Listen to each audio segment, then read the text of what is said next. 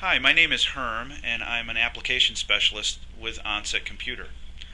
Today I'd like to give you a demonstration of data logging software and show you what's possible in terms of working with your data.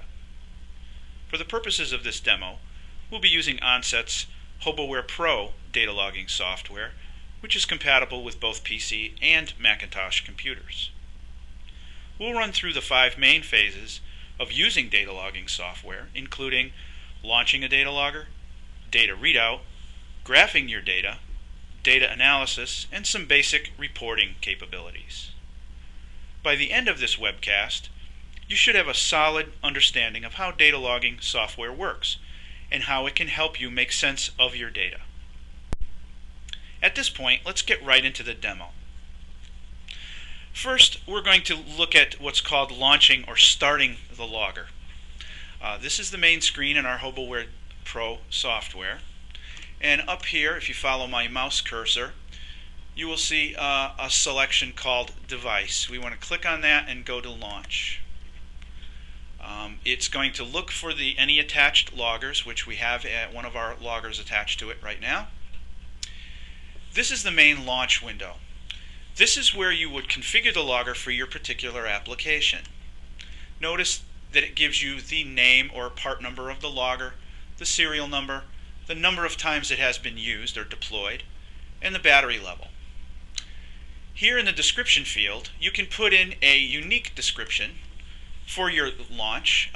Right now we have Data Logger Demo, which is a good label for that.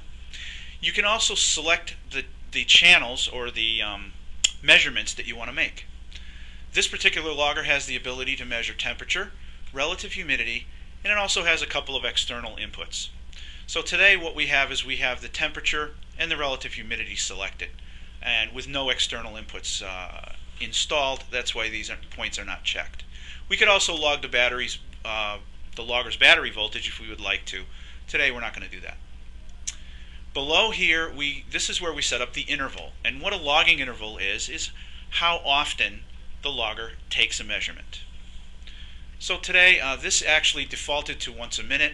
We're going to change it to once a second, just so we can log a little data while we're talking, and then we can go back and look at it. Let's click on the right one. There we go. 1 second. And you can see that underneath that, it says logging duration will be approximately 6 hours and 1 minute. Now below this box, we have our launch options. Launch options are when we want the logger to begin logging.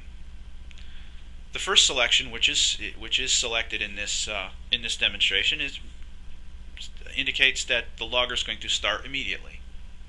We can also start it at an interval, which is the next selection below. What that means is we can configure it to start and log at a particular time each time, like exactly at 10 a.m. say 10 a.m., 10:01, 10:02, etc. Delayed start is our next option down below.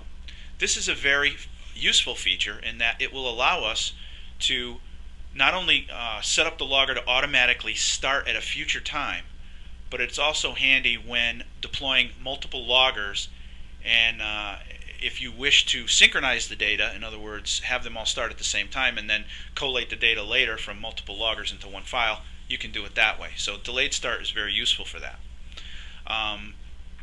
Because the logger is connected to this PC, its internal clock is synchronized with the PC clock. So if you launch all your loggers from the same PC, they will, in essence, have exactly the same time for starting, and their clocks will all be synchronized.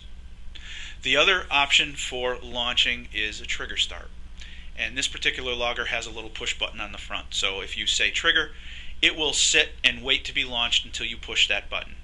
And it waits indefinitely. Okay, so we have all our launch parameters installed, and the logger is ready to be launched. Now down here we also have a status window. We can actually check the status of the sensors to see what they are reading at this time. We can do that right now. If we click on that, we can see that the temperature sensor is reading 80 degrees because it's sitting on top of the computer, and the relative humidity is 40%.